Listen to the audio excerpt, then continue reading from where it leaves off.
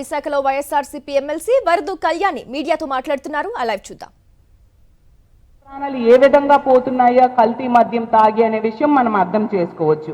ఎంత దారుణం అంటే ఎక్కడైనా ఏం చేస్తారు, ప్రభుత్వం అనేది ఏం చేస్తుంది, కల్తీ మద్యం తయారు చేసిన వాళ్ళ మీద చర్యలు తీసుకుంటుంది. కానీ ఈ ప్రభుత్వంలో మాత్రం కల్తీ మద్యం ఒక మహిళా సిఐ పట్టుకున్నారు, ఆవిడిని బాధ్యురాలను చేస్తూ ఆవిడ మీద చర్యలు తీసుకున్నారు.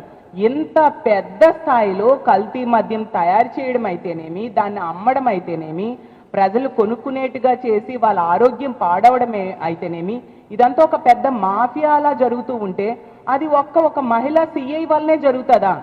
ఎంతమంది ఎక్సైజ్ శాఖ అధికారులు దీని వెనక ఉండుంటారు, ఎంతమంది తెలుగుదేశం పార్టీ పెద్దలు ఉండుంటారు.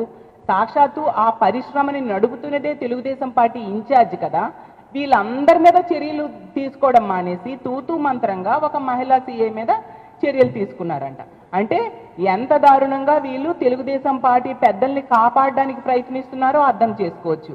అలాగే తీసుకుంటే ఆ మొలకల చెరువులో సుమారు 17,000 లీటర్ల కల్తీ మద్యం దొరికిందంట.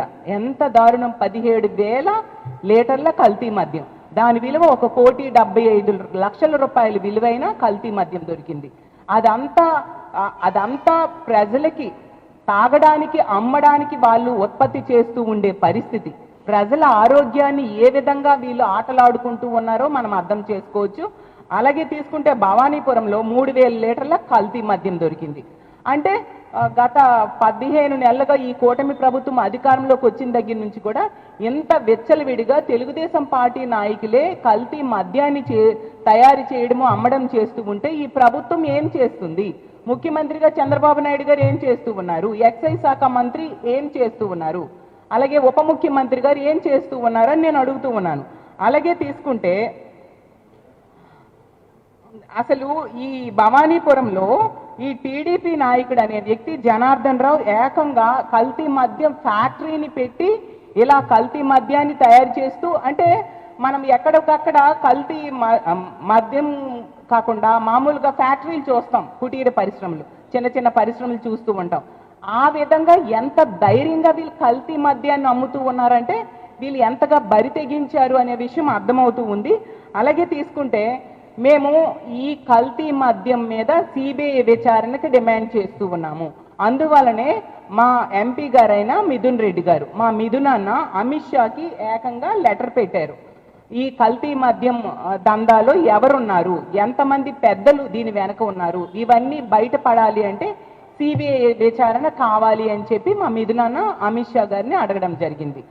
కానీ అసలు ఈ కల్తీ మద్యంలో సాక్షాత్తు తెలుగుదేశం పార్టీ ఇన్ఛార్జ్తో సహా తెలుగుదేశం పార్టీ నాయకులు ప్రతి దగ్గరే కూడా బయటకు వస్తూ ఉండే పరిస్థితి అయితే మళ్ళీ తిరిగి ఎంత దారుణంగా అంటే మా పార్టీ నాయకుల మీద బురద జల్లడానికి ప్రయత్నిస్తూ ఉన్నారు. నిన్ననే చూసాం ఎక్సైజ్ శాఖ మంత్రి అయిన కొల్లు రవీంద్ర గారు ఎంత దారుణంగా తిరిగి మా పార్టీ మీద బురద జల్లుతూ ప్రెస్ మీట్ పెట్టారు. నేను కొల్లు రవీంద్ర గారికి ఒకటే అడుగుతున్నాను, నిజంగా మీరు చేయలేదని ధైర్యం ఉంటే సిబిఐ విచారణని మీరు అడగొచ్చు కదా. మీరు సెంట్రల్ గవర్నమెంట్లో కూడా కూటమిలో ఉన్నారు కాబట్టి మీరు సెంట్రల్ గవర్నమెంట్కి చెప్పి సిబిఐ విచారణకి ఆదేశించండి. మీ తెలుగుదేశం పార్టీ నాయకులు ఉన్నారు కాబట్టి అందులో మీరు సిబిఐ విచారణకి అడగడానికి వెనకడుగు వేస్తూ ఇలా ప్రెస్ మీట్లు పెట్టి బురద చల్లడానికి ప్రయత్నిస్తూ ఉన్నారు.